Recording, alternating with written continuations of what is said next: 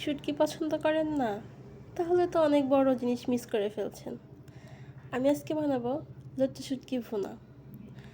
আমি এজন্য লট্টা শুটকিকে গরম পানি দিয়ে ভালোভাবে পরিষ্কার করে নিচ্ছি, কারণ শুটকি থেকে অনেক সময় অনেক ময়লা বের হয়। স্ক্রিনে সেটা দেখতেই পাচ্ছেন।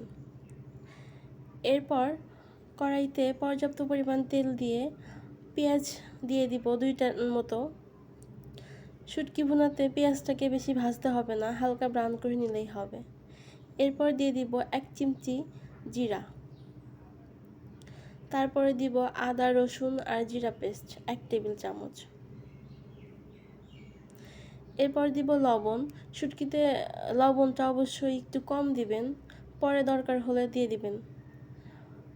1/2 টেবিল চামচ হলুদ গুঁড়ো, 1 টেবিল চামচ মরিচ গুঁড়া, 1/2 টেবিল চামচ ধনিয়া গুঁড়ো। সব কিছু এখন আমি কষিয়ে নিব একটু পানি দিয়ে।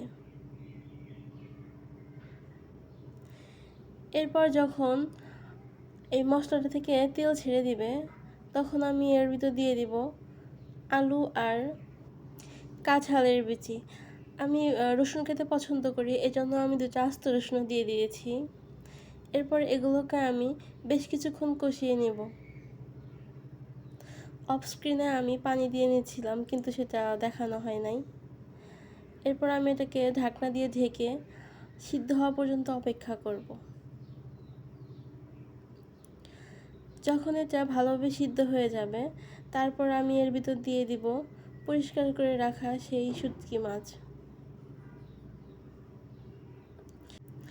শুটকি দিয়ে আমি আরও মিনিট 2-1 মতো কষিয়ে নেব।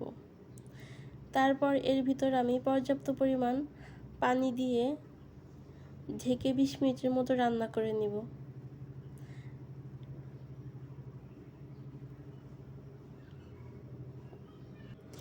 শুটকিতে লবণ কম দিতে বলেছি এজন্য যে সামুদ্রিক শুটকিগুলোতে লবণ আগে থেকেই থাকে, বেশি হয়ে গেলে পরে এটা খেতে পারা যায় না, তাই একটু দেখে শুনে লবণটা দিবেন।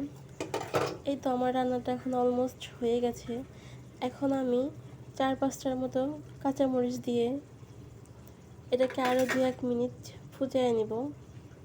তারপরেই তৈরি হয়ে যাবে মজাদার শুটকি ভুনা। অবশ্যই করে দেখবেন। রেসিপি ভালো লাগলে চ্যানেলটাকে সাবস্ক্রাইব অথবা ফেসবুক থেকে দেখে থাকলে ফলো দিয়ে পাশে থাকবেন। ধন্যবাদ সবাইকে। আসসালামু আলাইকুম।